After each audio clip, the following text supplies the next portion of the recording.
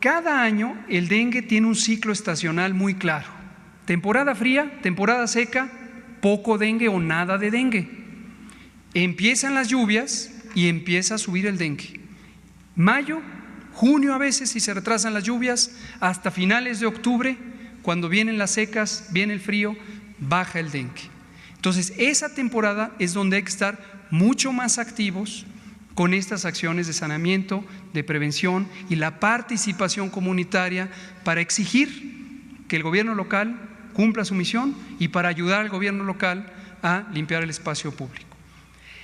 Estas acciones son sumamente importantes, pero como son tan difíciles de lograr que haya esta participación, este compromiso comunitario, que es lo ideal, entonces a veces se requieren llegar a una segunda línea, que es el control con insecticidas de los mosquitos. Y hay dos partes. Una es controlar que el mosquito no nazca, y hay unos productos químicos que se ponen precisamente en tinacos y piletas para que las larvas no proliferen. Y lo segundo es, cuando ya está el mosquito adulto, fumigar. Se fumiga dentro de las casas, se fumiga en los espacios públicos y a veces se tiene que fumigar incluso con aviones, avionetas, porque es mucho la carga de dengue. Regresando a lo que decía el presidente y le preguntaron ayer, y efectivamente su intuición fue, como en varias otras ocasiones, muy atinada. Hemos sido sujetos de una campaña de desinformación por partes y grupos interesados en la comercialización de los insecticidas. Este es un mercado anual de más de 900 millones de pesos, solo de la compra federal. Ahorita les cuento federal versus estatal, y lo que hemos visto es lo que hemos visto en casi todos los temas de insumos para la salud. Mercados concentrados, mercados amafiados. Dos grandes grupos que se disputan el control de las compras generales. La mayoría de estos productos son productos de patente y entonces no se hacen licitaciones, sino se hacen adjudicaciones directas de acuerdo a la ley. Y lo que ocurre es que se están queriendo posicionar. Debemos aclarar, porque este señalamiento de se atrasaron y por eso pasan las cosas, falso. Desde hace muchos años, 2/3 partes de los insecticidas que se compran cada año para el control de dengue se compran en los estados. Y desde el inicio del año, esto por los acuerdos de ejecución, se transfiere el dinero a las secretarías de salud estatales y esas secretarías compran y se aprovisionan, porque es la primera línea de trabajo de insecticidas. 2/3 partes, 66%. Y la compra federal es para una fase que es tardía o más tardía. Eso siempre ha sido así desde hace muchos años. Y entra cuando hay algunos estados que sus capacidades locales ya se rebasaron, y entra la intervención federal con personal técnico del programa federal o nacional de control de vectores, y usa los insecticidas, solo 1/3 parte de la compra que se compran a nivel federal. Debemos decirlo, reconocerlo en términos de calendario. Sí, tradicionalmente la compra federal de insecticidas ocurría en mayo o junio, ahora ocurría en agosto, pero nótese que no cambia la operación, porque está previsto y contemplado que la operación empieza con los estados, de modo que llegar a comprar en agosto la 1/3 parte de la compra federal no afecta los calendarios de uso de esos recursos federales. Razón por la que en lugar de hacerla en mayo o junio se hizo en agosto, porque estamos luchando contra la corrupción y no vamos a dejar de luchar contra la corrupción. Y encontramos que no había bases científicas, técnicas para preferir un insecticida o el otro, y en el pasado se hacían dedicatorias y se predominaban algunas compañías sobre otras. Y ahora quisimos hacerlo de manera muy rigurosa, muy transparente. Consultamos a expertos nacionales, consultamos a la Organización Panamericana de la Salud, tuvimos distintas reuniones de trabajo e identificamos cuál podía ser los esquemas de equivalencias de este tipo de productos. Entonces, en resumen, no tiene que ver las acciones administrativas de combate a la corrupción con la realidad del dengue. Agradecerles por todo el esfuerzo que hicieron, por el gran papel que desempeñaron cada uno de ustedes en sus disciplinas, en sus días de competencia, y simplemente reconocerles que Lima deja marcado por mucho un hito en la historia del deporte de nuestro país. Y ustedes han hecho esa gran parte también de ser la historia del deporte y de ser un referente de que es de aquí para adelante. Que se la crean, que trabajaremos más fuerte para tener mejores resultados todavía y que nos hemos dado cuenta que podemos estar a la altura de la competencia del mundo. Ocupar el tercer lugar en las medallas, en el medallero general, creo que es un aliciente que nos debe empujar a trabajar mejor y que el camino siguiente pues ya está esperando por ustedes también. Tokio será un gran reto y para mí no me queda más que felicitarles, agradecerles su entrega, su dedicación y el gran papel que hicieron. Quienes ganaron medalla y quienes no ganaron medalla también, un aplauso y un reconocimiento de mí para ustedes y que México tiene mucho más que hacer. Felicidades a cada uno y agradecer al presidente también ese gesto. Sé que fue motivante para ustedes el saber los estímulos que vienen, lo que se va a reconocer por su trabajo y que sea un aliciente para que pensemos en mejores cosas, que tenemos mucho que alcanzar y que son una referencia para la siguiente generación. México, yo estoy convencida de que la capacidad que tenemos como país, poblacional, territorial y humana, que es la que más vale de todas, tenemos mucho más que alcanzar. Y ustedes son un referente, por lo tanto, refrendo mi compromiso con ustedes de que trabajaremos de la mano y que México va a hacer sonar mucho más veces el himno y esperemos que en los Juegos Olímpicos así sea también. Felicidades a cada uno. Gracias. Se entrega a todos los que fueron a Perú, toda la delegación. Son 184 atletas, 46 entrenadores y se entregan apoyos. En el caso de los que obtuvieron medalla de oro, son 720,000 pesos a cada uno.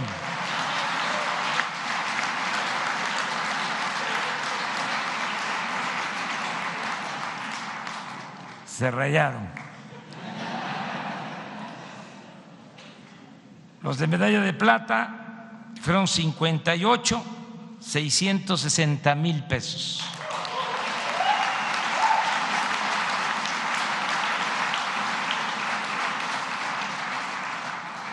A 45 que obtuvieron medallas de bronce, 540,000 pesos a cada uno.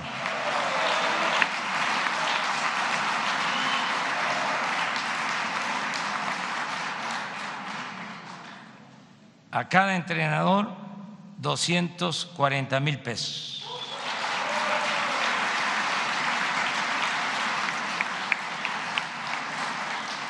Y todos los que participaron van a tener su apoyo, bien merecido. ¿Qué más podemos decir?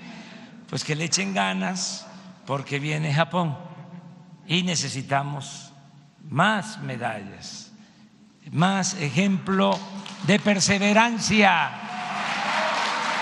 de entrega, de pasión de parte de ustedes. Da mucho gusto que estén de nuevo aquí en el Palacio Nacional y nos vamos a seguir encontrando. Gobierno de México.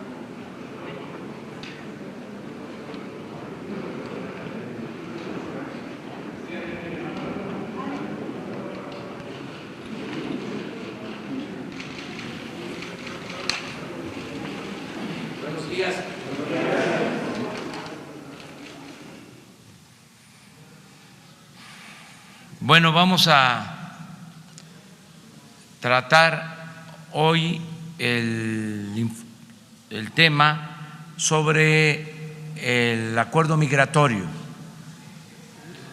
Se cumple el plazo el día 10 y acordamos informar antes al pueblo de México, de modo que lo vamos a hacer este día.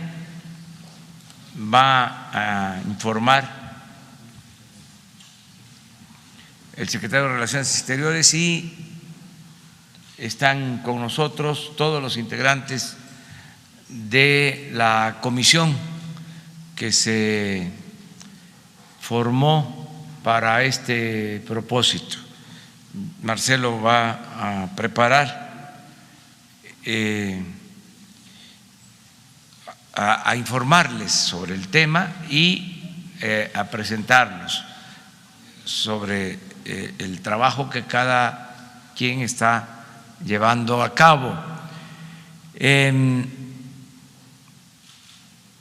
Tenemos pendiente lo de las facturas que les dije que hoy íbamos a presentar. Lo vamos a ver al final para darle toda la importancia que tiene este asunto del acuerdo migratorio. Lo otro, pues no deja de ser algo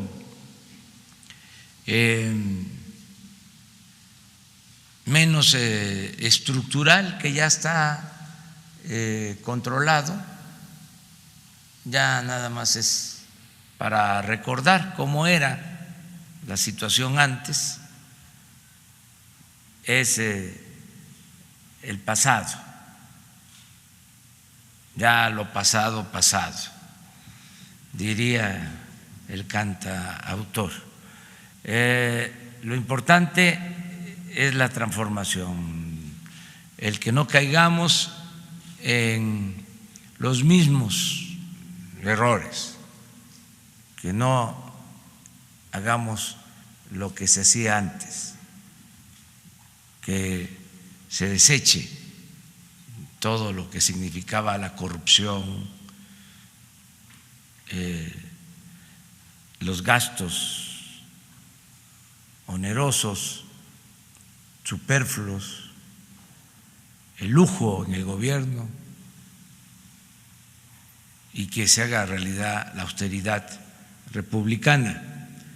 Pero lo importante es que ya no hay esos excesos, eso sí lo puedo garantizar, y es un logro de la Cuarta Transformación. Y se está trabajando en lo estructural también, una política distinta en materia de relaciones exteriores, a partir del principio de la no intervención, de la autodeterminación de los pueblos, de la cooperación para el desarrollo, lo que establece el artículo 89 de nuestra Constitución. Entonces, vamos a escuchar a Marcelo Ebrard sobre el informe. Con su permiso, señor presidente, compañeros, buenos días. Señoras, señores, como es de su conocimiento, por instrucciones del presidente de la República, desde el mes de junio se implementó un programa de atención especial al fenómeno migratorio. En este programa han intervenido muy diversas instancias públicas, y entonces voy a presentarles una síntesis del reporte que tenemos hasta esta fecha. La implementación de todas las medidas en su conjunto han traído consigo una reducción del flujo migratorio del orden del 56% entre los meses de mayo y agosto, es decir, principios de junio y agosto. Esa reducción del 56% en el flujo se deriva de muy diversas disposiciones que ha tomado el gobierno con fundamento en la Ley Mexicana de Migración y en nuestras disposiciones constitucionales. En primer lugar, debo decir que conforme a las instrucciones recibidas por el presidente de la República, la Guardia Nacional, que está en pleno proceso de despliegue en toda la República, ha participado de manera muy destacada con la presencia en el norte del país de 14.951 elementos en diversas funciones, al mando del general Loman, aquí presente, y en la región sur 10.500 elementos al mando del general Vicente Hernández, aquí presente también. En total están participando 25.451 elementos de la Guardia Nacional, no solo en funciones de migración, tienen otras funciones de seguridad, pero ese es el número total de efectivos. Debo destacar que a pesar de que es uno de los despliegues más importantes que ha habido para seguridad y en este caso para apoyar tareas de migración, solamente tenemos noticia de 7 quejas ante la Comisión de Derechos Humanos que están en integración, es decir, ha sido un despliegue exitoso y como se ordenó por parte del señor presidente, con respeto a los derechos humanos. Señalo también, y aquí está presente el subsecretario de Seguridad, Ricardo Mejía, que quedó a cargo de esa dependencia, secretaría y los elementos de la Policía Federal, respaldar las acciones en carreteras singularmente o especialmente para rescatar personas que son transportadas en condiciones que ponen en peligro su vida. Y a esta fecha, merced a ese operativo, se han recuperado en 35 tractocamiones del orden de 2.186 personas, en donde casi el 40% son menores de edad, en condiciones que ponen en riesgo su vida. También ha participado la Fiscalía General de la República respetando su autonomía. Hay 778 carpetas de investigación abiertas, imputados 1.099 personas, a disposición del juez 622 y vinculados a proceso por tráfico de personas 357 individuos. Al final presentaremos en un video las acciones del Instituto Nacional de Migración, cuyo titular es el doctor Francisco Garduño, aquí presente, y ese instituto y la Secretaría de Gobernación han sido claves para todas las acciones. Aquí quiero puntualizar que quien actúa es el Instituto Nacional de Migración, conforme a la ley. Tanto la Guardia Nacional como la Policía Federal, ya en proceso de integrarse a la Guardia Nacional, respaldan las acciones del Instituto Nacional de Migración. No lo pueden sustituir legalmente, lo respaldan. Al final, en un video les vamos a presentar el reporte del INAMI. Enseguida les refiero que al mando del subsecretario del Trabajo, Horacio Duarte, aquí presente también, quedó la estrategia para formar centros integradores para migrantes en el norte del país, para recibir y respaldar a las autoridades locales respecto a migrantes esperando en México su audiencia en Estados Unidos. En consecuencia, se han integrado o se está trabajando en 3 centros, Tijuana, Mexicali y Nuevo Laredo, que están por entrar en operación, y en Ciudad Juárez ya se tiene, si no mal recuerdo, un centro funcionando, que es el Leona Vicario. Por otra parte, debo señalar que Javier May quedó responsabilizado de ampliar el programa Sembrando Vida, en particular en el sur del país, aquí también presente. Gracias, Javier. Y ha integrado a esta fecha a 4.300 migrantes en el programa Sembrando Vida en el sur particularmente en los estados de Chiapas, Tabasco y en menor medida en Campeche. Oaxaca también está trabajando.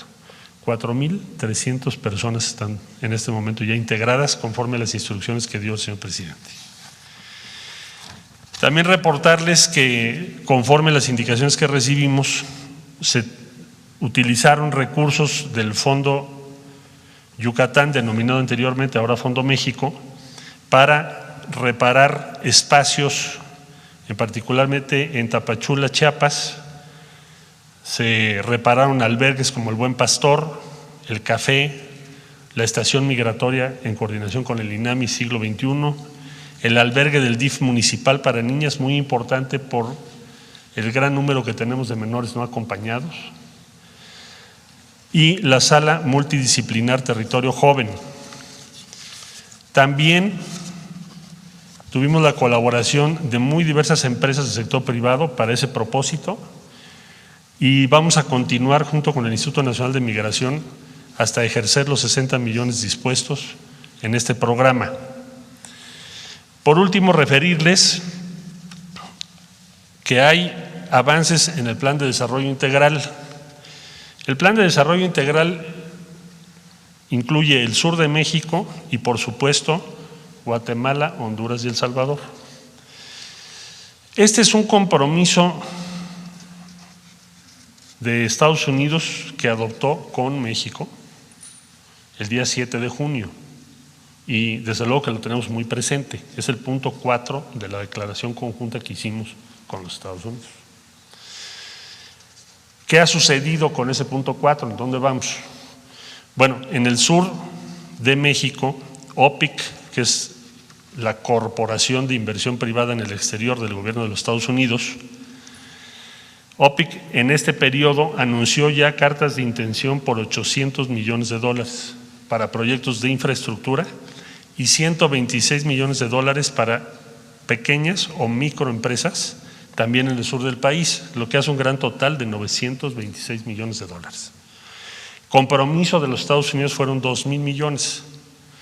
Entonces todavía nos falta el resto, que es un poquito más de los 1,000 millones, pero vamos en 926 millones ya comprometidos. Para el caso de Centroamérica, por instrucciones del presidente de la República, se están invirtiendo $60 millones por parte de México para implementar Sembrando Vida y Jóvenes Construyendo el Futuro en El Salvador y Honduras. Y muy próximamente se establecerá contacto y conversaciones con el presidente electo de Guatemala para incluir a Guatemala también. Y ahí ya se tiene para ese plan el respaldo de muy diversos organismos. Les decía yo el otro día que en total son 35 entre países y organismos que están apoyando el plan. Por parte de Estados Unidos sabemos para Centroamérica, para esos 3 países, que la inversión autorizada hasta este momento va en $350 millones. Comprometieron 5 billones, 5.8 billones de dólares. Entonces es algo que vamos a plantear ahora en la reunión en Washington para que se aceleren esos recursos, para que se cumpla. Este es el panorama general. En síntesis, tenemos la reducción del 56% en el flujo migratorio con la estrategia mexicana que está apegada a la Ley de México. Ahora vamos a ver el video que preparó el Instituto Nacional de Migración. ¿Sí lo tenemos? Sí, por favor. Plan de Migración y Desarrollo.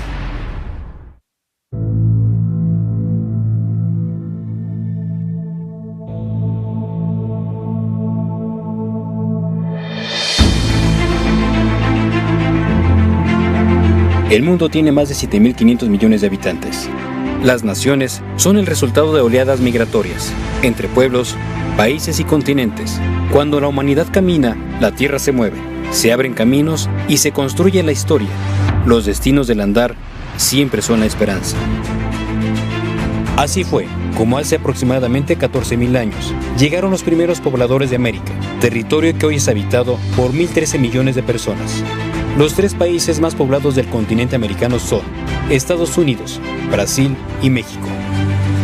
La migración es un fenómeno originado por diversos factores: políticos, culturales, raciales, religiosos, socioeconómicos, de inseguridad, familiares y por catástrofes naturales.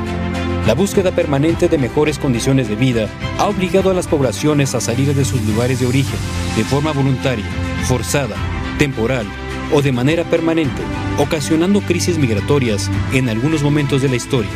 En 2015, el continente europeo experimentó una afluencia de migrantes sin precedentes, donde 3.771 personas murieron en su intento por migrar. 10 países del Mediterráneo fueron los receptores de más de 1 millón de personas.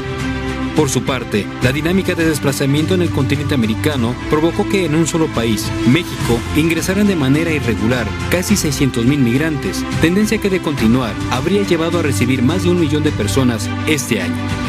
México es un país de paso obligado para los países generadores de oleadas migratorias, como El Salvador, Colombia, Cuba, Guatemala, Haití, Honduras y Venezuela, quienes tienen como objetivo migrar hacia los Estados Unidos, sumando como fenómeno excepcional el incremento de flujo de migrantes transcontinentales. La aplicación de la normatividad migratoria nacional ha provocado que exista inconformidad y desesperación en las personas migrantes, a quienes el Instituto Nacional de Migración respeta su derecho a manifestarse y salvaguarda sus derechos humanos. Ante este crecimiento exponencial, el Gobierno de México estableció un plan de migración y desarrollo basado en 5 ejes rectores. 1. Coordinación con la Guardia Nacional. 2. Política migratoria en la frontera sur. 3. Empleos a migrantes en el sureste de México. 4. Atención integral para migrantes. 5. Relación con los gobiernos de Centroamérica y el Caribe. Estos ejes rectores priorizan la protección humana y fortalecen una migración regular, ordenada y segura, como el retorno asistido de migrantes con enfoque a la protección de los derechos humanos, una gestión transparente y el combate a la corrupción, dando seguimiento a las investigaciones del órgano interno de control y separando a funcionarios de su cargo. Dentro de las estrategias del INM destaca contención en la frontera sur con despliegue de la Guardia Nacional y agentes federales de migración, ubicados en aeropuertos y puertos, terminales terrestres y trenes de carga, costas del Golfo de México y del Pacífico, carreteras y caminos, y vigilancia con operativos especiales de movilidad estratégica. Infraestructura para atención a migrantes en la frontera sur y norte. Disminuir el número de migrantes rescatados en los albergues, mediante la agilización de trámites y retornos asistidos. Atención especial a niñas, niños y adolescentes migrantes, acompañados y no acompañados. Asistencia médica permanente a las personas migrantes. Prevención e investigación al crimen organizado en el tráfico de personas migrantes. Coordinación con los gobiernos estatales. Coordinación y participación con instituciones religiosas, ONGs y mecanismos internacionales como la ONU Derechos Humanos, OIM, ACNUR y UNICEF. Coordinación con la Comisión Nacional de los Derechos Humanos. Relación con los gobiernos de Centroamérica y el Caribe. De enero a septiembre de 2019 fueron presentadas ante el Instituto Nacional de Migración 138.491 personas extranjeras, de las cuales 94.893 son adultos y 43.598 son niñas, niños y adolescentes, procedentes principalmente de Honduras, Guatemala y El Salvador, y se han devuelto a su país de origen a 134.406 migrantes, lo que equivale al 97%. Para alojar a las personas extranjeras que se encuentran en México y no tienen un documento migratorio, el INM cuenta con 66 instalaciones en todo el país, en donde se proporciona especial atención a grupos vulnerables, entre ellos niñas, niños y adolescentes, adultos mayores y personas con discapacidad. En estos recintos se albergan los derechos humanos como una política actual del Estado mexicano, donde se atiende con dignidad, humanismo y amor a las personas migrantes, quienes son la esencia y alma de esos hogares temporales. Las personas migrantes también cuentan con albergues de las ONGs, mientras que para brindar una atención especial a las niñas, niños y adolescentes, se cuenta con las instalaciones del DIF. En cuanto a los mexicanos que han sido repatriados desde Estados Unidos, durante 2019, México ha recibido a 142.271 connacionales, de los cuales 134.240 son adultos y 8.031 son niñas, niños y adolescentes. El INM informa que se han entregado 53.887 tarjetas de visitante regional, 7.236 tarjetas de visitante trabajador fronterizo, 37.563 regularizaciones por razones humanitarias, 40.033 formas migratorias múltiples a retornados de Estados Unidos que migran a su país de origen, 48.254 solicitudes de refugio ante la Comisión Mexicana de Ayuda a Refugiados. Como resultado de esas acciones, el flujo irregular hacia los Estados Unidos se mantiene con tendencia a la baja, considerando que en la estadística migratoria el registro fue de 144.278 personas en el mes de mayo y para el mes de septiembre la cifra disminuyó a 63.755. La vocación de servicio, la lealtad y el humanismo de las mujeres y hombres que integran el Instituto Nacional de Migración fortalecen a México promoviendo una migración ordenada, segura y regular. El presidente de México, Andrés Manuel López Obrador, tiene fe en las virtudes del hombre y la humanidad, tiene esperanza y cree que el mañana será mejor. Profesa la libertad, la justicia, la democracia y sustenta sus valores en los derechos humanos. Que la migración sea opcional, que el que quiera salirse de su pueblo lo haga por gusto, no por necesidad. Lo que queremos es que el centroamericano, el mexicano, pueda trabajar y ser feliz donde nació, donde están sus familiares, sus costumbres, sus culturas.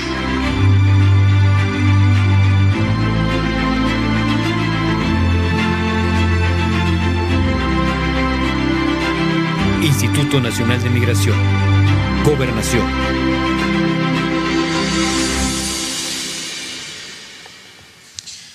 Muy bien, muchas gracias por su atención y ahora estaríamos en preguntas sobre este programa. Quisiera yo, antes de proceder a las preguntas, agradecer a los integrantes de esta comisión intersecretarial, en donde mi única función es coordinar e informar. Agradecerles a todos ustedes, Secretaría de la Defensa, Secretaría de Marina, Guardia Nacional, Secretaría de Gobernación, Instituto Nacional de Migración, Secretaría de Seguridad Pública, Policía Federal, Secretaría del Trabajo, Secretaría del Bienestar Social y a los gobiernos de los estados que nos han apoyado para lograr este objetivo. En síntesis, diría yo que se lograron tres cosas. Primero, la reducción de un flujo migratorio muy grande, complejo, y que ponía en tensión nuestras normas legales y nuestra propia política migratoria en virtud del incremento tan grande que tuvo. Segundo lugar, que esto se logró y de manera muy importante con respecto a los derechos humanos. Y tercer lugar, que México está dando ejemplo, en el caso de Guatemala, Honduras y El Salvador, que con poco dinero se podrían crear empleos en esos países y que eso es mucho mejor que cualquier otra política para hacer frente al flujo migratorio. Vamos a demostrar eso y eso está en curso. Muchas gracias y ahora sí, por favor, usted. Sí. Muy buenos días, canciller, presidente. Rafael Herrera, corresponsal de Sin Censura con Vicente Serrano desde Chicago.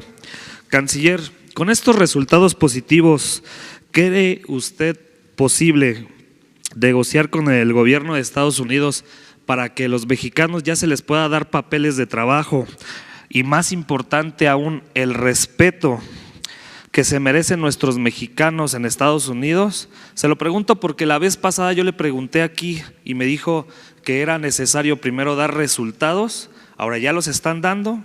Creo que es momento de que el gobierno de México le dé esa pauta a nuestros mexicanos y se luche para que tengan esa dignidad y no vuelvan a pasar estos lamentables hechos como lo que pasó en El Paso, Texas. Muchas gracias, canciller. Sí, qué bueno que lo mencionas. Bueno, hemos, a raíz de la tragedia del Paso, Texas, la batalla que ha dado México tiene dos objetivos estratégicos. El primero, no se trata de un hecho aislado, no es un individuo, como se dice en inglés, insane, sí lo es desde el punto de vista ético-moral, pero el tipo está coherente y además tiene un manifiesto.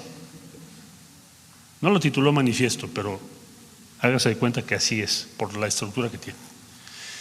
Entonces, al haberlo hecho de esa manera, no es un hecho aislado y no es una persona que, como decimos en México, está loco, sino que es parte de una red digital y de personas que piensan de esa manera. Por lo tanto, la primera batalla que México ha dado es que ese hecho sea clasificado como un ataque terrorista. Y por fortuna, y así se lo pedimos, se lo demandamos a Estados Unidos. Ahora que fue la votación en la Organización de Estados Americanos, Estados Unidos votó a favor, que no es un hecho menor. Yo creo que es un avance importantísimo para México. ¿Cuál es nuestro objetivo? ¿Cómo podemos proteger a las comunidades mexicanas en Estados Unidos?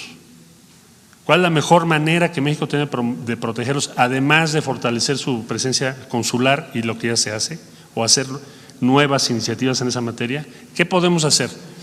Que sí sea considerado como un ataque terrorista, como ya ocurrió, porque eso nos va a permitir una serie de cosas.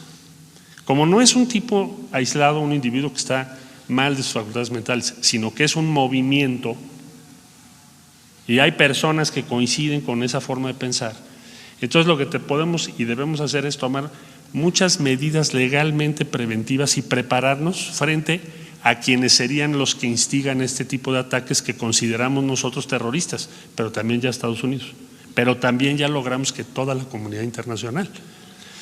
Ese es el primer paso. Por otro lado, la Fiscalía General de la República está estructurando la carpeta de investigación en contra de quien perpetró esta masacre, esta tragedia. Y la Fiscalía General de la República, claro, a consideración de lo que el fiscal general resuelva, está en este momento ya integrando eso. O sea, va a ser el primer caso que yo recuerde de un proceso en México respecto a un acto terrorista cometido en territorio de los Estados Unidos en contra de connacionales o de la comunidad México-Norteamericana. Creo que puede ser el más grande avance que hayamos logrado en los últimos años frente al auge, crecimiento del supremacismo blanco, la xenofobia, la discriminación y el discurso de odio. Ese es el adversario para México, ese discurso. ¿Cuál es la filosofía central? Hay un texto, bueno, hay muchos textos, pero hay un texto que invoca este personaje en su manifiesto que subió a redes poco antes de lo del Paso. Y es un texto de origen francés, un señor que se apellida Camus, no Alberto Camus, otro racista, saca un texto que habla del reemplazo de las civilizaciones. En esencia, lo que sostiene es que la civilización blanca cristiana de Europa está siendo sustituida por una civilización nueva en Europa, hegemónica, que no es tan nueva, pero en fin, dice él nueva, y entonces dice que es una invasión, que es la civilización islámica. Bueno, y entonces señala que las autoridades de la Unión Europea y las élites europeas están acelerando ese proceso para que en una generación la mayor parte de la población sea musulmana en lugar de ser blanca cristiana, y por lo tanto hay que luchar contra ese reemplazo de civilización. Bueno, el origen filosófico, político de lo que vimos en El Paso es esa idea, y él la menciona ahí, y por lo tanto México ahora estamos organizando el encuentro de las civilizaciones de habla hispana, porque somos diferentes civilizaciones. Y eso va a ocurrir pronto, antes de que termine el año, que es el siguiente paso, que es digamos, lo que podríamos señalar como el combate cultural vía los argumentos y el razonamiento contra esa tesis. Nosotros que sostenemos la tesis opuesta, que la convivencia de las civilizaciones produce el avance de la humanidad. Es totalmente falsa la ideología de estas personas. Es falsa y es tóxica. Pero alguien lo tiene que decir y sostener, y a México le toca esa encomienda. ¿Por qué? Porque está enfilado contra nuestros connacionales en los Estados Unidos. Ahora, tenemos una gran ventaja, ya no me extiendo más en este punto, que es tu pregunta. ¿Ha logrado México la participación o no del gobierno de los Estados Unidos? Hasta ahora te diría sí, en tanto que tenemos acceso a la investigación del FBI, sí tenemos acceso al fiscal de distrito, quien ya nos dijo que vamos a tener no nosotros, la Fiscalía General de la República, acceso a lo que necesite para integrar su carpeta, y sí, porque se votó en la Organización de Estados Americanos clasificar esta tragedia como un ataque terrorista. Entonces, estamos en ese camino que pensamos que tiene que tener la más alta prioridad para México en este momento. Entonces, eso es lo que estamos haciendo. Ok, y sobre las negociaciones para que pueda luchar el gobierno de México en este sentido y les den prioridad a nuestros mexicanos con las negociaciones y les puedan dar papeles, canciller. Gracias. En la medida en que nosotros estamos avanzando en lo que estamos haciendo, cada vez vamos a poder poner sobre la mesa diferentes beneficios para la comunidad mexicana. Pensamos que ahora el más importante es este que te acabo de decir, más que cualquier otra cosa, pero después vendrán otros y hasta ahora vamos avanzando. Muchas gracias. A ti. Buenos días, canciller. Montserrat Sánchez, de Reporte Índigo. Usted mencionó que la estrategia ha sido exitosa con la Guardia Nacional, pero que se cuentan con 7 quejas ante la Comisión de Derechos Humanos. Si nos pudiera detallar en qué van esas quejas y en qué periodo han sido, de favor. Pues son las únicas que hay respecto a los operativos que estamos haciendo. Ahorita están en integración de expediente y las vamos a contestar en tiempo y forma, pero si las comparas con lo que pasa cada mes solo con la materia migratoria, pues tenemos en general 185 quejas. Que tenga 7 todo este despliegue me parece una constatación evidente y objetiva de que se ha actuado con respeto a los derechos humanos, como lo señaló el gobierno de la República, y es algo que le queremos reconocer, y lo subrayo, a la Guardia Nacional aquí presente. ¿Sí? Canciller, buenos días. Según reportes del Banco de México, hasta julio de este año habían llegado a México 3.270 millones de dólares por remesas. Yo quiero preguntarle qué está haciendo México en conjunto con los consulados de nuestro país en los Estados Unidos con respecto a la salud de los migrantes, que son más de 27 o 30 millones de mexicanos allá. Yo tengo la experiencia, o viví la experiencia cuando radiqué allá, que muchos mexicanos padecen enfermedades de transmisiones sexuales, alcoholismo, drogadicción, y que nadie los atiende. Y es gente, un motor de palanca de desarrollo para el país desde el extranjero. ¿Qué están haciendo allá? Además de que se enfrentan de que los servicios médicos en Estados Unidos son sumamente caros y obviamente tienen miedo a asistir a una clínica, pues porque temen a que los detengan. ¿Qué está haciendo el gobierno con respecto a la salud de los migrantes, que es de una situación muy precaria? Tenemos una red actualmente ya trabajando para el apoyo de los migrantes recién llegados. Hay que hacer una diferenciación en las cifras. Tienes Comunidad México Norteamericana que ya tienen derecho de acceso a los sistemas de salud, con todas las imperfecciones que tiene el sistema norteamericano, porque es un sistema caro y es un sistema muy desigual, no es similar a las instituciones que tienen otros países. Pero digamos que tienes un conglomerado importante que ya tiene acceso. Entonces lo que tenemos que hacer es concentrarnos con los de recién o que llegaron recientemente o que no tienen un estatus todavía legalmente acreditado. Y ahí tenemos que actuar con mucho cuidado, porque hay una serie de limitaciones legales. Pero sí tenemos una red, especialmente en California. Ahora es un buen modelo de atención a los migrantes de recién llegada a los Estados Unidos. Tienes los que tienen visas de trabajo y tienes los que no tienen visas de trabajo. Entonces estamos trabajando más con los que no tienen visas o acceso a ningún tipo de salud. Y el año que entra, por instrucciones del presidente, tenemos que ampliarlo, vamos a tener que ampliarlo a otros estados de acuerdo a las posibilidades financieras que tenemos, pero lo vamos a ir ampliando. Son alianzas, como hicimos también alianzas con diversos grupos de abogados para defenderlos, porque si lo hiciéramos todo con abogados propios, no podríamos, son números inmensos. Entonces, vamos en esa ruta para el año que entra. Y también te comento que hay otra indicación que es buscar facilitar a quienes están en Estados Unidos el que pudiesen contratar servicios para sus familiares a través del Instituto Mexicano del Seguro Social. Eso lo tenemos que tener listo el año que entra también. En eso estamos. Hola, buenos días, canciller. Yo quería hacerle varias preguntas acerca de la reunión. ¿Cuándo se va a Washington? quién lo va a recibir y dónde será la reunión. Me voy a Washington el lunes, la reunión es el martes y va a ser en la Casa Blanca, hasta donde tenemos información. ¿Quién me va a recibir? Bueno, te refieres a quiénes van a estar en la reunión. La confirmación todavía no la tenemos, se usa que la última confirmación sea el día anterior, el día lunes, tanto por nuestra parte como por la de ellos. Cuando la tengamos la subimos en Twitter y no hay ningún problema. Eran 3, ya las contesté. Tú, por favor. Gracias. Rocío Méndez, Noticias MBS.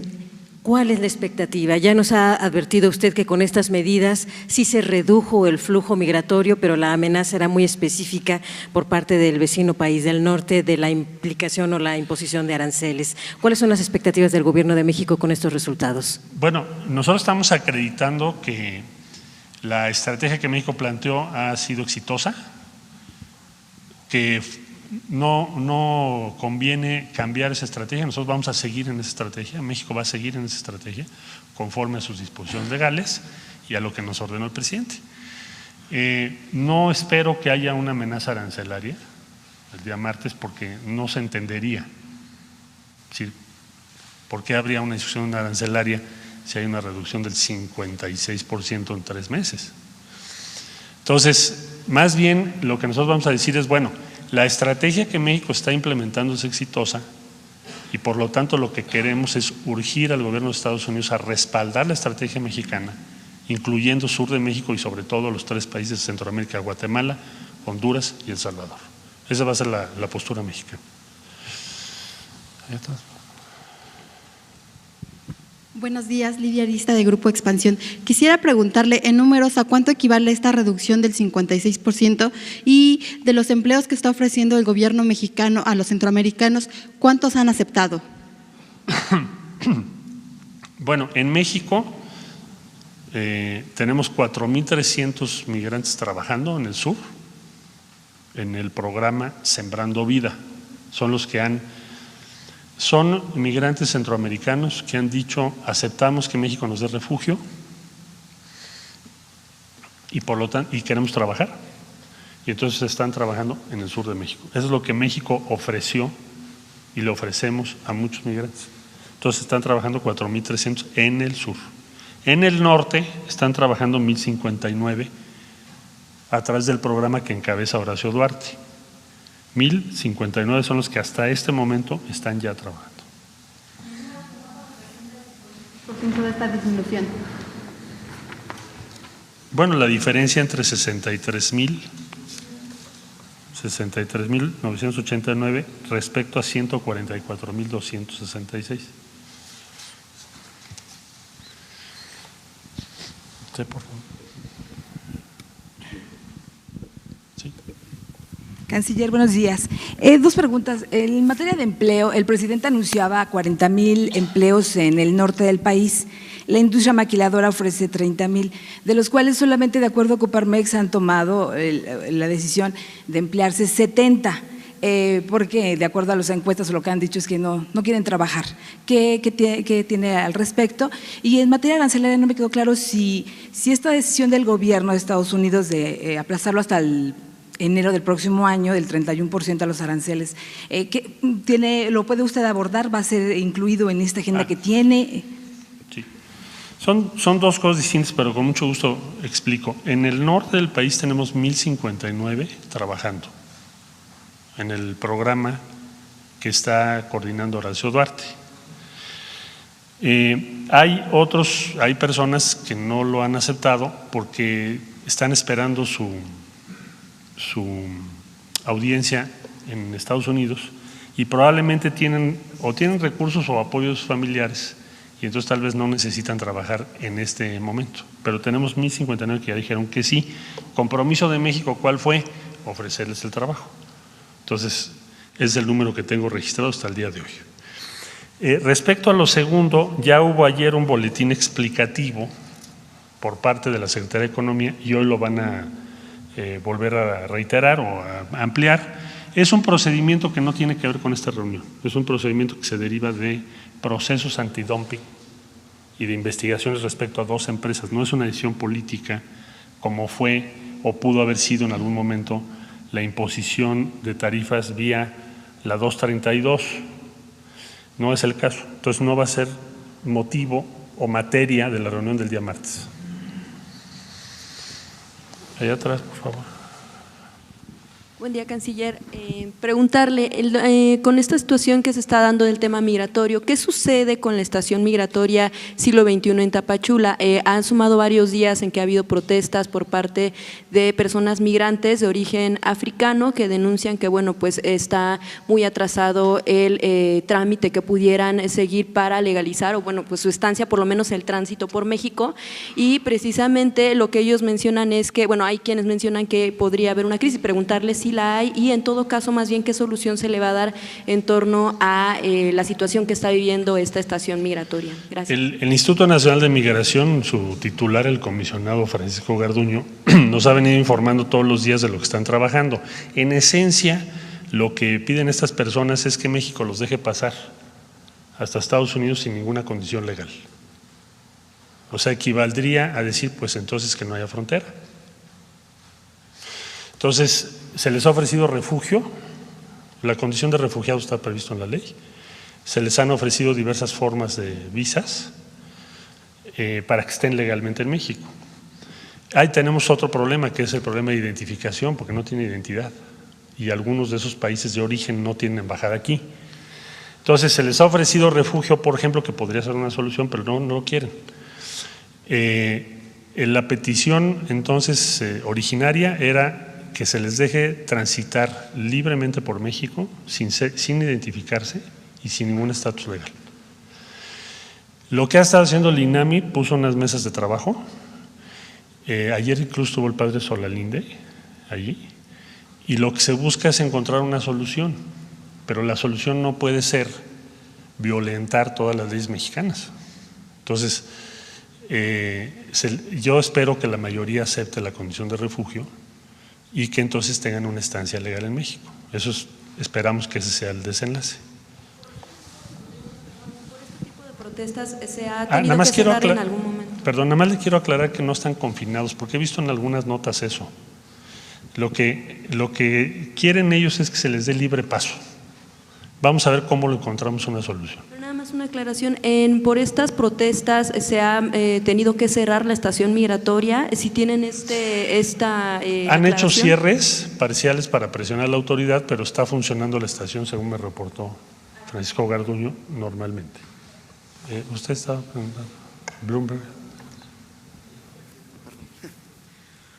Buenos días, canciller. Buenos días. Una pregunta. Vimos en junio el interés de Estados Unidos en plantear una estrategia de tercer país seguro, sí, que no fue mencionado en la reunión de julio, pero que Estados Unidos había planteado en junio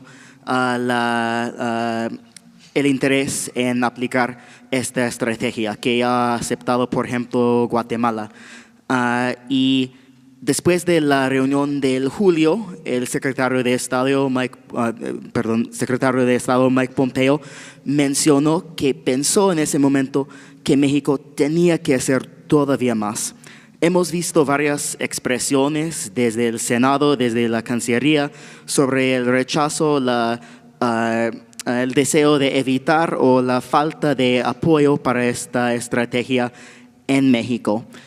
¿Puede descartar que Estados Unidos replantea una estrategia o una demanda al respecto del tercer país seguro, ya que ha platicado esta estrategia, por ejemplo, con Honduras, han planteado con Honduras que quieren con ellos, ya tienen con Guatemala de una parte? Yo tengo una pregunta también para el presidente del presupuesto, pero tal vez lo dejamos para después. Sí, gracias. Ok. Sí, muchas gracias. Es una pregunta muy pertinente. Efectivamente, Estados Unidos puso sobre la mesa en las reuniones de junio que se firmase o se llegase a un acuerdo entre México y Estados Unidos de tercer país seguro, que en esencia lo que implicaría es que en México se procesen las solicitudes de asilo de cuanta persona llega a Estados Unidos por la frontera sur. Nosotros desde un principio les dijimos que eso es inaceptable para nuestro país. No lo vamos a hacer. El argumento nuestro fue: hay una estrategia propia mexicana que puede dar resultados y no estamos dispuestos a implementar ese tercer país seguro. Lo que demuestra lo que acabo de presentar es que tenemos razón. La estrategia mexicana está funcionando. Ahí están los números. Estos números diarios los verificamos ambas partes. O sea, no se va a poder decir que no son los números. Estos son los números oficiales.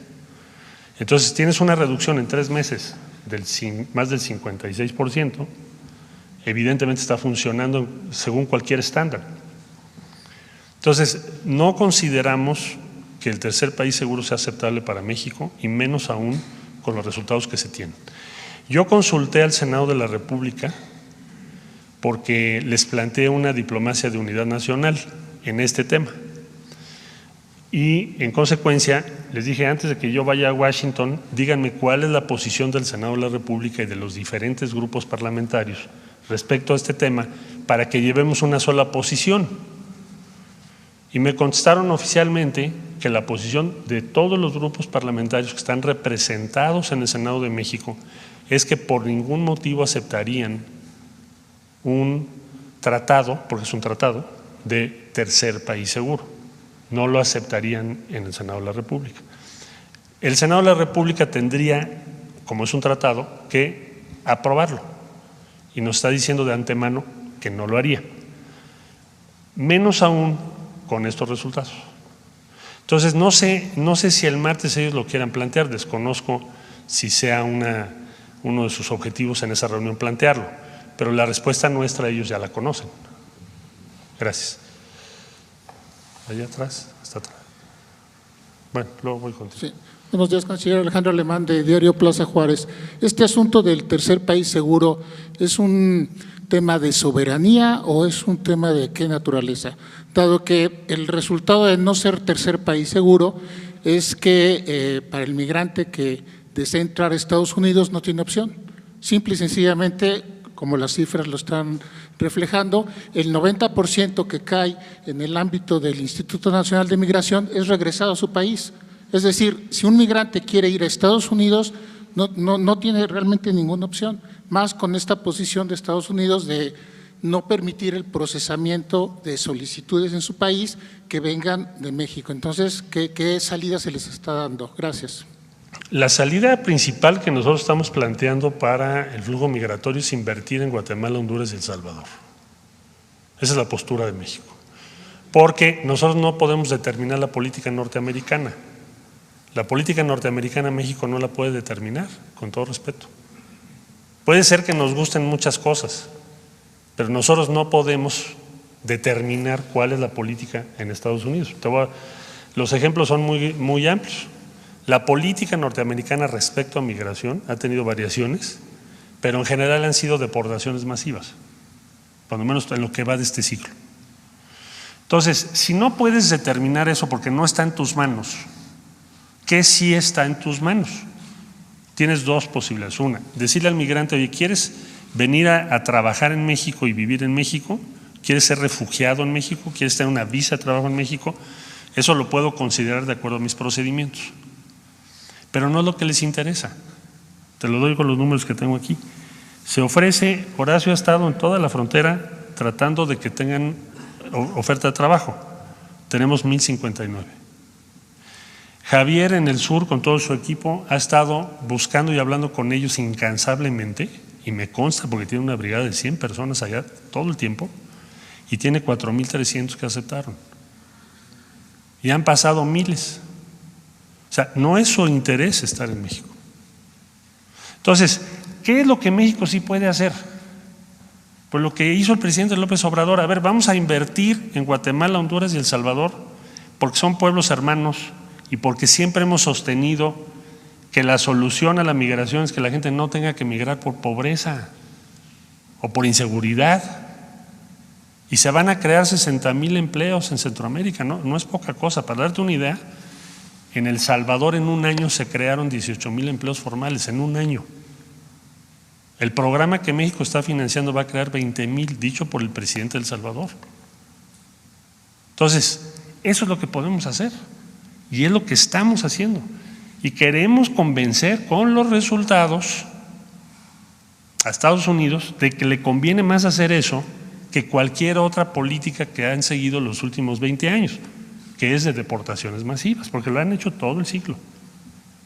Y respecto a la posición de tercer país seguro, finalmente no la vamos a aceptar porque significaría… Permítame, déjeme darle el contexto. Tenemos un tratado de libre comercio, es decir, las mercancías sí fluyen y ha sido una demanda que la migración también se integre, ¿no? Entonces, usted dice, es inaceptable, también nos ha dicho que ha hablado con el Senado y que la posición del Senado no ha sido muy clara en el sentido de… y que no, también sí ha sido muy clara, entonces, están en contra. Simplemente es el planteamiento que quisiera que me contestara, si es un asunto de soberanía nacional o de qué tipo de relación tiene esta fundamentación de no querer aceptar ser un tercer país seguro. Gracias. No queremos aceptarlo porque va en contra de los intereses de México, porque ¿por qué nos vamos a hacer nosotros cargo de procesar todas las solicitudes de asilo en nuestro territorio de otro país?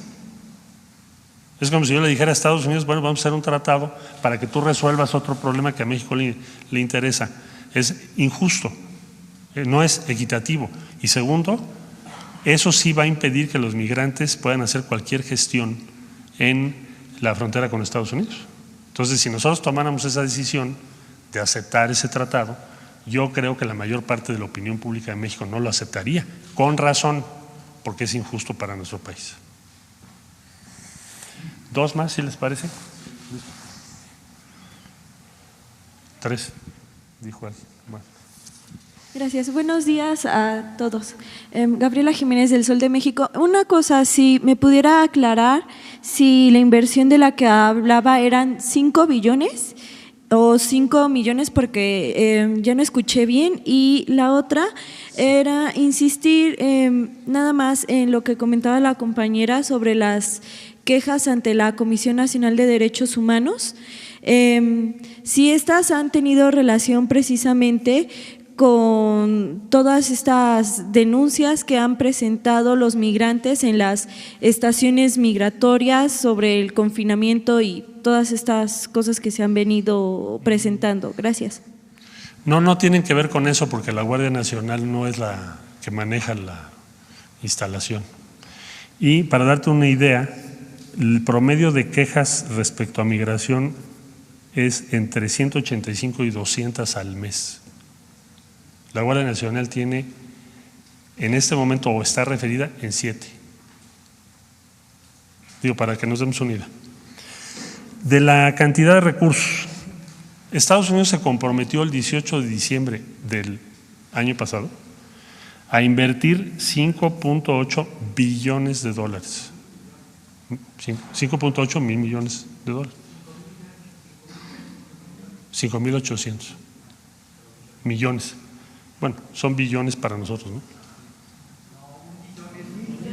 Un billón es un millón de millones. Es que en inglés o en español. En español, un billón es un millón de millones. Ah, por eso estamos hablando en español. Sí. O sea, 5.800 millones para…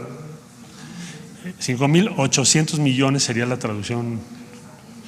Y esa cantidad es la que de dólares. Esa es la que se acordó que Estados Unidos invertiría. Y a esta fecha, la inversión es la que les acabo yo de referir, llevan 350 millones de dólares en El Salvador, en una planta que anunciaron que ya van a invertir. Y de los otros proyectos no están obligados a informarnos, pero seguramente el martes lo darán a conocer. Eso para el caso de Centroamérica. ¿Sí? Sí, por favor. Buenos días, canciller. Carlos Domínguez, de Nación 14. Usted dijo hace un momento que se redujo el flujo, con este proyecto se redujo el flujo migratorio en un 56%, en lo general, solamente de hermanos centroamericanos o también de mexicanos, porque en cuanto ha ayudado esta estrategia a reducir precisamente el número de mexicanos que ya no ven a Estados Unidos como un atractivo para irse a trabajar. Bueno, como usted sabe, los números que tenemos del flujo migratorio de México a Estados Unidos es de los más bajos que se han tenido en lo que va el ciclo. Es decir, ya tenemos más personas con visa de trabajo que los que nos son repatriados cada año a México, sobre todo este año que va en curso. Entonces, no hay una reducción del 56% en el número de mexicanos, esa es tu pregunta. Usted dijo que en lo general sí. Pero ¿de cuánto de ese 56% son mexicanos? Un tercio, más o menos. Un tercio son mexicanos, los demás son centroamericanos. Ok, y en un momento una pregunta. Pero el descenso ha sido el 56%, el grueso de ese descenso ha sido por parte de flujos de centroamericanos. Ok, y un momento una para el presidente, si me lo permite, señor. Ahora que termine, sí. Claro. Buenos días, señor canciller, buenos días, señor presidente, buenos días a todos. Urbano Barrera, del diario Ovaciones. Nada más para un pequeño apunte. ¿Tiene usted el promedio diario de deportaciones a partir de que iniciaron esta estrategia migratoria? Sí. Y tiene el promedio también de deportaciones diarias antes de la estrategia.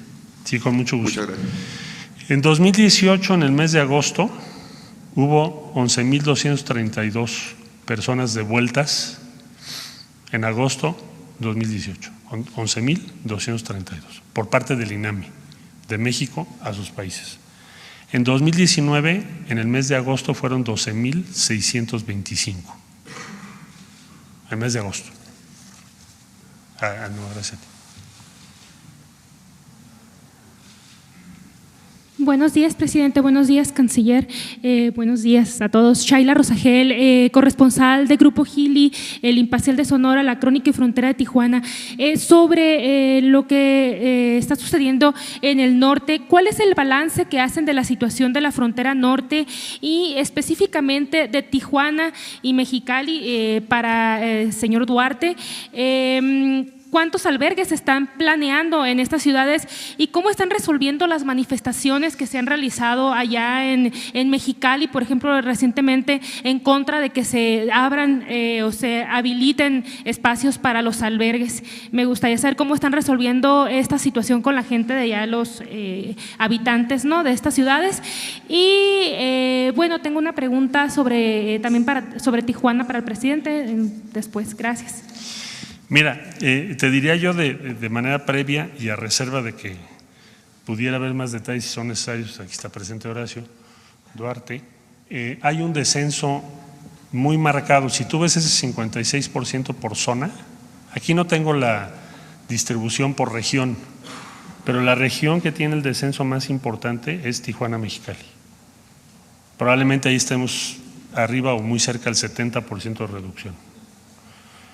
Quizás hasta más, ¿verdad? 70% de reducción. Entonces, esta estrategia respecto al norte, diría yo que si te vas de Tijuana hacia Tamaulipas, el área donde ha habido la reducción más drástica es Tijuana-Mexicali. Segundo lugar, la región Ciudad Juárez. Y por último, la de Tamaulipas. Tamaulipas ha costado más trabajo. ¿Cuántos asilados, cuántos solicitantes de asilo que nos está enviando Estados Unidos tenemos hasta la fecha, por favor? Tenemos, ahorita te doy el dato exacto. Y había una pregunta allá atrás también, sí. Son 23.607. No son todos los que han llegado, sino son los que están en México en este momento, que es tu pregunta. Canciller Estefan Anchoa, ADN 40. Si bien Estados Unidos ha aportado a El Salvador, todavía no dan nada de recursos a México. Y a la par se aprueba en el Ministerio de la Defensa más de 3,000 millones de dólares para la construcción del muro fronterizo. ¿A partir de cuándo se esperaría que Estados Unidos estuviera ya aumentando este flujo de recursos para nuestro país? Gracias. Les repetiría con mucho gusto. Ya tenemos en este momento firmadas cartas de intención como resultado del acuerdo entre México y Estados Unidos por 800 millones de dólares de inversión, son cartas de intención, y tenemos 126 millones para micro y pequeñas empresas en el sur de México. En total, 926 millones de dólares ya comprometidos. 926 millones. Ellos se comprometieron a 2,000 millones de dólares. No, ya están firmadas las cartas de intención. Son proyectos, son financiamientos a proyectos de inversión que no son del gobierno, son de empresas. Pero ya vinieron a México, yo estuve presente cuando se firmaron las cartas de intención. Entonces, lo que tengo comprometido son 926 millones ya con carta de intención, con financiamiento de Estados Unidos, y lo comprometido son 2,000 millones de dólares. Entonces, estamos casi a la mitad ya. Gracias. Última. Buenos días, ciudadano presidente. Buenos días, secretario. Efectivamente, usted nos acaba de informar que el día 9 de septiembre se reúne en Washington con el vicepresidente Mike Pence en la Casa Blanca. Ahí seguramente usted le va a presentar ahorita esa reducción en este reordenamiento de las fronteras.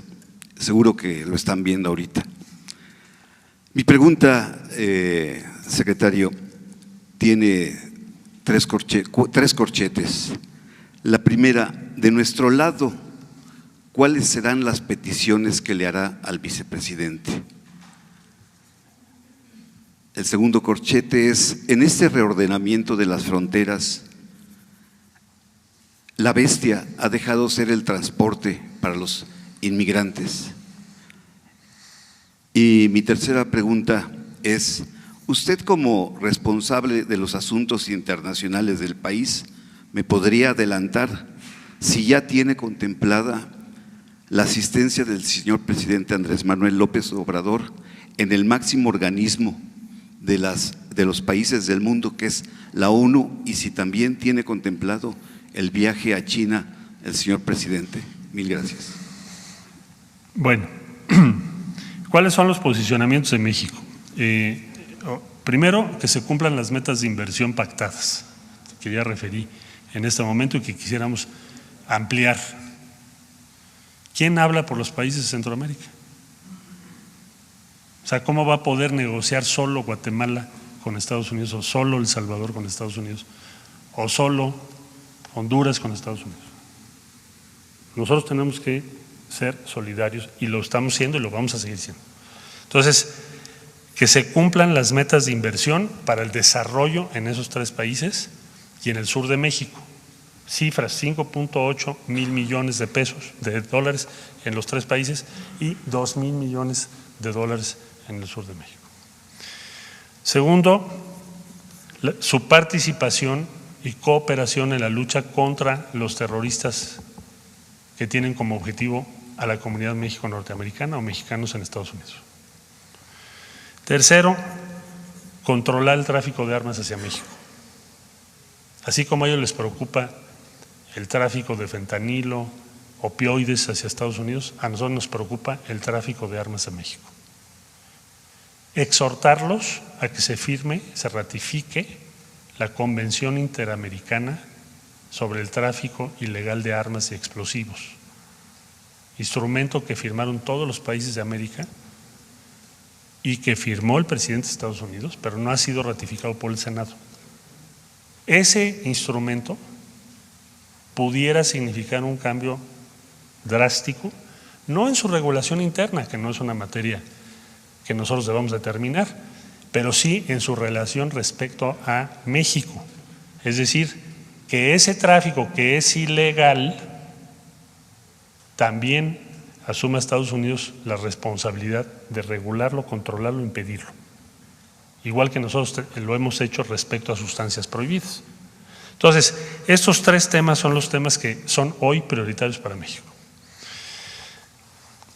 La Organización de Naciones Unidas ya informó el señor presidente que voy a asistir en representación de México y ahí vamos a estar. Por supuesto que sí, vamos a participar en la Asamblea General de las Naciones Unidas. ¿Cuáles son las tesis mexicanas? Nuestro enfoque sobre la migración y el desarrollo y lo que acabo de explicar ahora respecto a las armas y respecto a la lucha en el mundo contra el terrorismo que está vinculado al supremacismo blanco, que es uno de los más peligrosos que hay hoy en el mundo. Es lo que vamos a decir ahí, por instrucción del señor presidente. Bueno, muchas gracias pensé.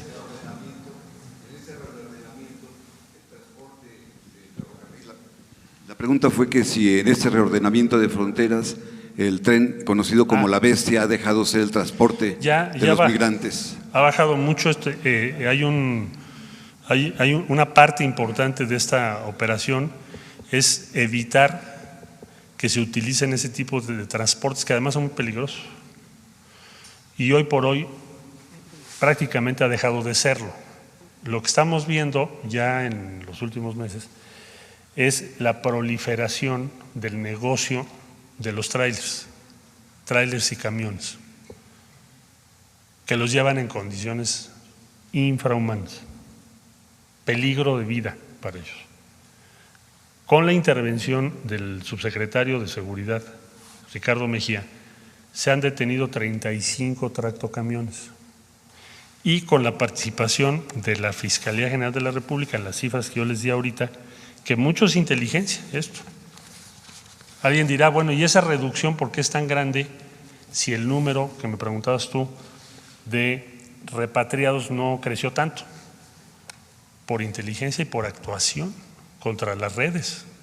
Entonces tienes aquí carpetas de investigación 778, vinculados a proceso 357. ¿Y a quién te vas a encontrar ahí?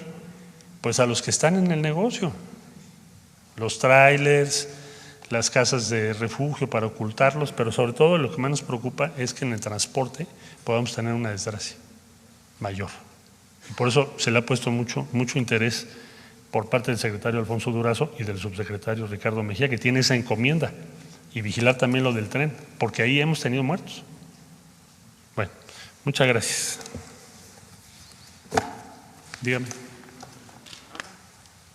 Los 357, perdón, Celsin Juárez de Cinlínea MX, los 357 vinculados a proceso por trata de personas, son por trata de personas, si nos podría ampliar esta información. Y bueno, de acuerdo a la ONU, México es el segundo destino de víctimas de trata desde Colombia. Al momento de la detención de estas personas, ¿se pudieron identificar a las víctimas? ¿Nos puede dar un poco más de detalles, por favor? Le correspondería a la Fiscalía General de la República, pero sí le puedo señalar que no todos estos 357 es trata de personas, porque es un delito distinto al tráfico de personas. Son dos cosas distintas. Simplemente englobamos todos los que están vinculados a proceso en función de las acciones que acabamos de referir, son 357, pero con mucho gusto podemos pedirle a la Fiscalía que nos detalle cuántos son por trata de personas. Trata de personas, que es un delito un poco distinto al de tráfico. Con mucho gusto le voy a preguntar a la Fiscalía. ¿Me faltó por allá usted? Buenos días, Arturo Contreras de Pie de Página. En lo que va de estos 90 días, tenemos al menos registro de 2 migrantes muertos, asesinados por la Policía Federal o por elementos de seguridad pública, no por la Guardia Nacional. No es cierto. ¿Asesinados? Bueno, no fueron asesinados, no hay un dictamen, no hay una… Ok, no, pero murieron en operativos en los que se dispararon armas de la Policía Federal. Entonces, ¿qué explicación se le da a esto? Eso está… A ver, yo creo que todo lo que han sido denuncias están sujetas a investigación. Y tienes tu razón en cuanto hay que tener cuidado en si se dice asesinados, porque asesinados ya estarías tú sentenciando a los elementos. Pero desde luego que sí nos preocupa el que haya homicidio o el que pueda haber un homicidio respecto a personas. Ya sé qué caso dices, y en ese caso está sujeto a investigación, pero no es atribuible a este operativo y no es atribuible a la Guardia Nacional. O sea, no tienen instrucciones de dispararle a nadie. Eso sería absurdo. Entonces, esas dos investigaciones, con mucho gusto te podemos dar los datos que tiene la Fiscalía General de la República hasta este momento, y no va a haber impunidad en ningún caso, ni en esos ni en otros. Bueno, muchas gracias a todos. Bueno, en síntesis, como ha quedado de manifiesto, han habido buenos resultados en esta estrategia. Se está aplicando la ley, se disminuyó el flujo migratorio, se respetan los derechos humanos y se está acreditando la vía mexicana de atender el fenómeno migratorio con desarrollo, con inversiones para actividades productivas y crear empleos en los lugares de origen de los migrantes. Agradezco mucho la participación de todo el equipo que ha hecho un trabajo de primer orden. Parece que ha pasado mucho tiempo, pero no, son 3 meses. Y si lo recordamos, estaba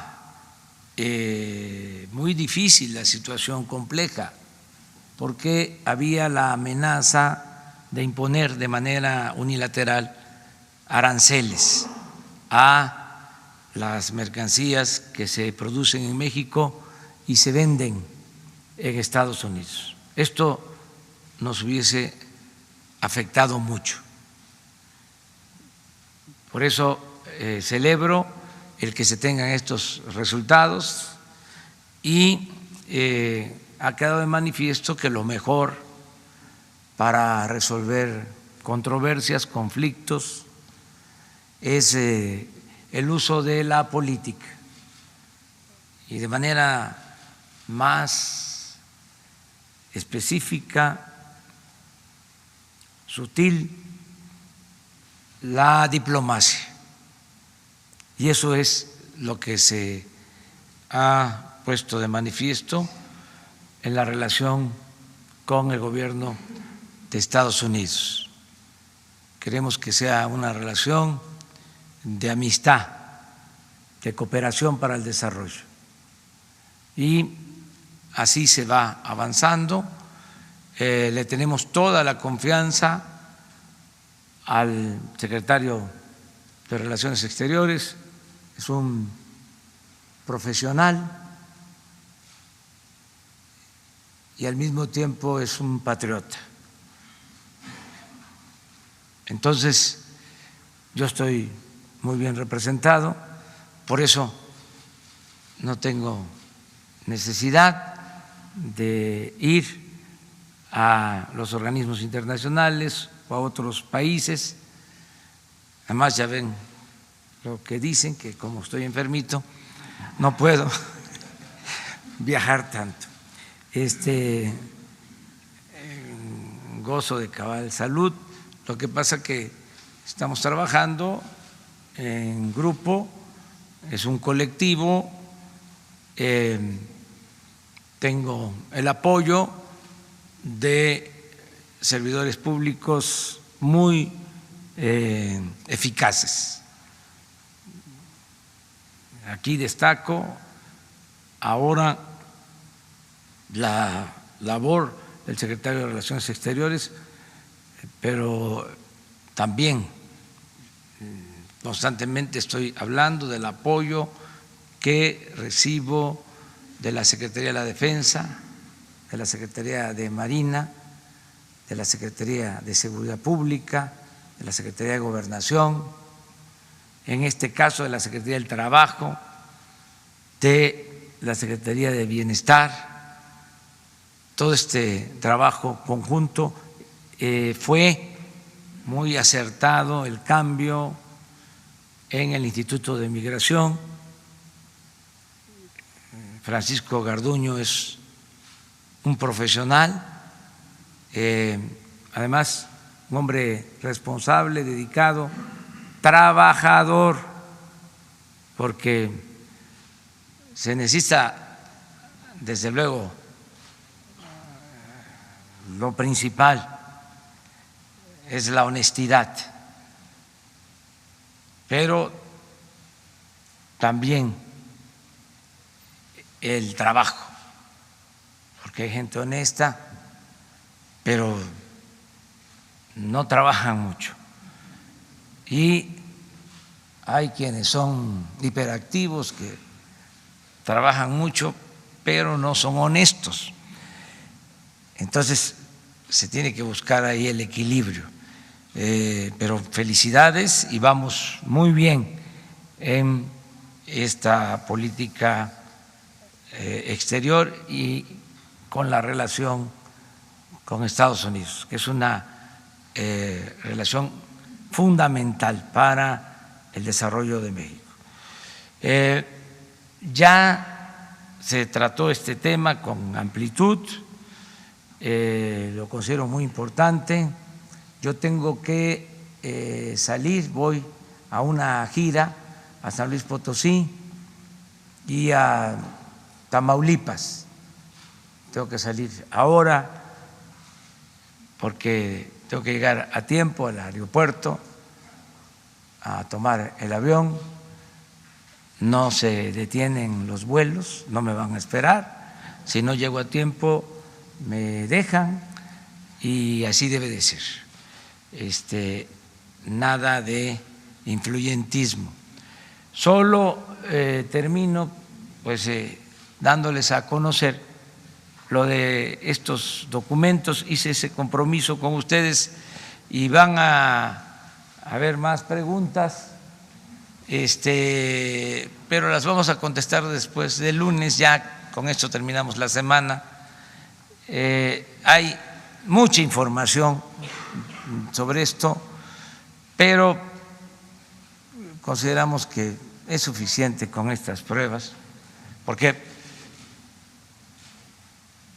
hay quienes se aferran al mismo sistema de corrupción, de excesos, de dispendio, y de vez en cuando hay que darles un tengan para que aprendan, ¿no? Entonces, miren lo que pasaba, solo en un vuelo. Miren cuántos rastrillos, que los que yo les decía. Esto tiene de respaldo facturas que se les van a entregar, que no vayan a pensar de que fue una invención. Pero miren esto. Miren esto otro. ¿Se acuerdan que les dije?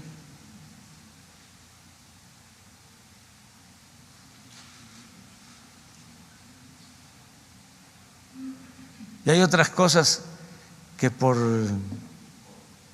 decencia no presentamos. No, si estamos hablando de decencia, ya el papel higiénico ya es bastante. Bueno, que entreguen las facturas. Entonces, en síntesis,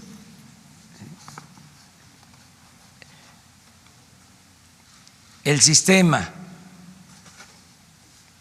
político denominado neoliberalismo, porque eso no solo es una política económica neoliberal, sino es un sistema político neoliberal, el régimen neoliberal impuesto desde hace 36 años, tiene como característica principal la corrupción. 36 años de saqueos, de abusos, de derroche, de utilizar el presupuesto para beneficio de minorías y dejar al pueblo en desamparo. Esto es lo que estamos cambiando. Esto nunca más va a suceder. Sí, les quiero decir que en estos casos se usaba el mecanismo de no presentar información por seguridad nacional. Esto, sí, esto lo manejaba el Estado Mayor Presidencial.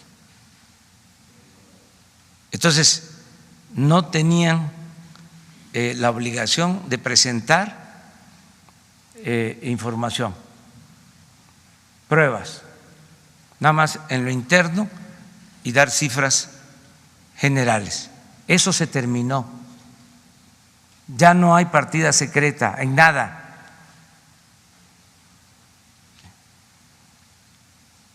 Por eso es este cambio, esta lucha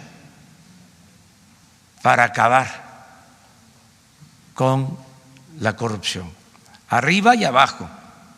No va a haber huachicol, ni arriba ni abajo, y se tienen que ir acostumbrando.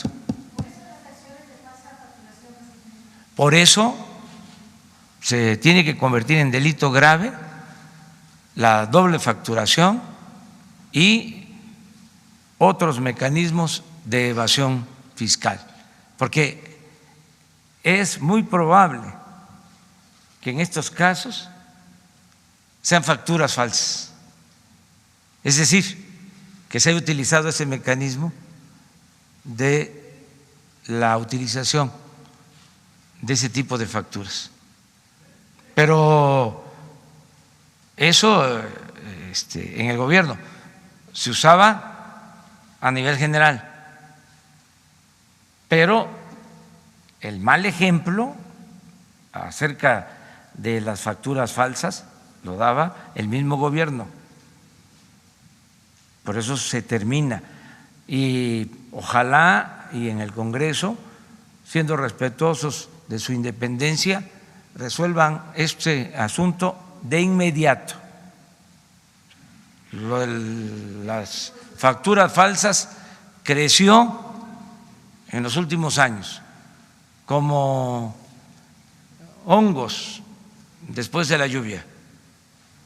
Despachos de factureros para evadir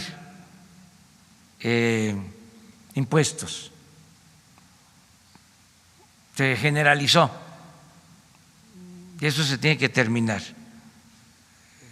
Así como es delito grave, y aprovecho para recordarlo, todo lo que es robo de combustible es delito grave. No se alcanza fianza. ¿Por qué digo esto? Porque se sigue deteniendo a personas. Ahora se detuvo a quienes formaban parte de una banda de robo de gas. Y a lo mejor muchos de los que participan en estos actos, vigilantes, gente humilde, no sabe que va a ir a la cárcel y que no va a salir bajo fianza. Entonces, ayer se detuvo a un grupo. Le voy a pedir al secretario de Seguridad que les informe sobre esto. A ver si tienen ahí. Sí. A ver, pónganla para que vean que se trata. Pon la bodega. Miren, ya es un asunto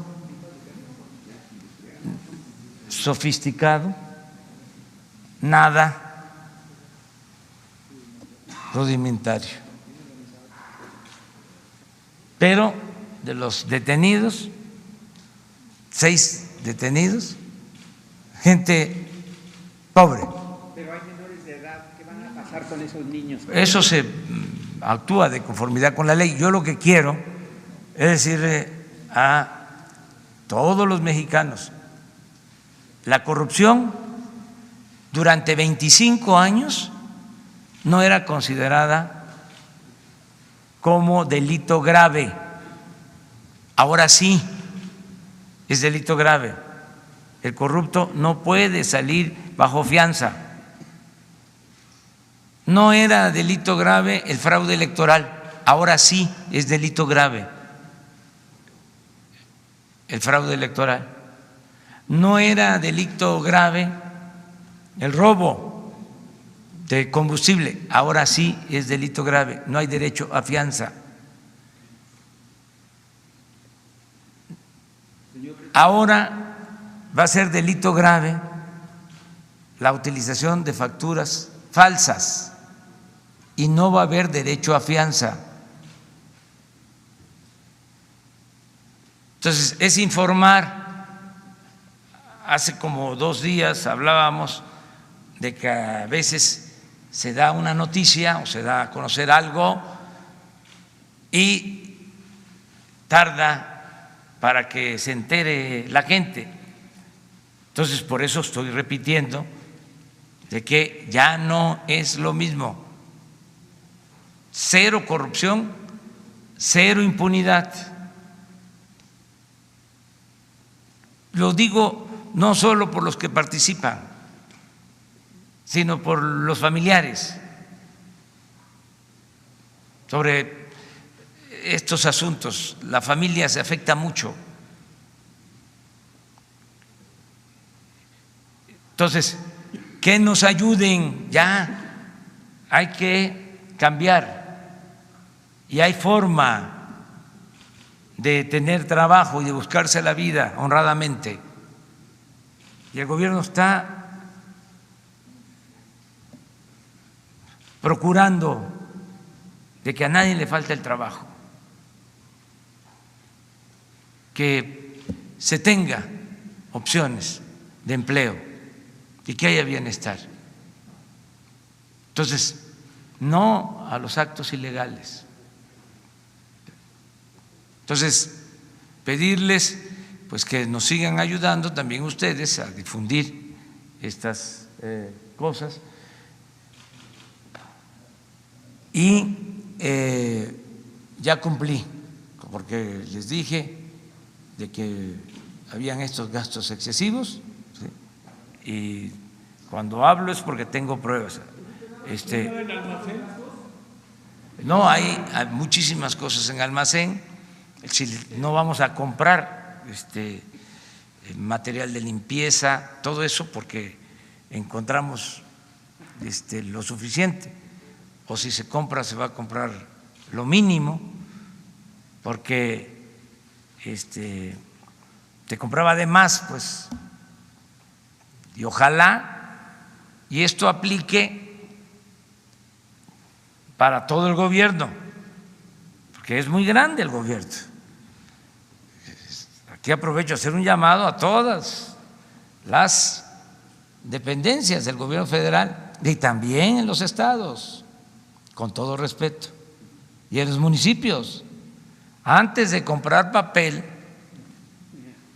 antes de comprar materiales de limpieza, antes de comprar equipos, revisen las bodegas, los almacenes, porque ahí pueden tener muchos materiales de oficina, pueden ahorrar y no comprar por comprar, sobre todo en equipos caros, todo esto que tiene que ver con cámaras que se usaban, sistemas de espionaje, que no de inteligencia, costosísimos. Si se hace un inventario de cuánto se gastaba en equipos, hasta drones, lanchas especiales,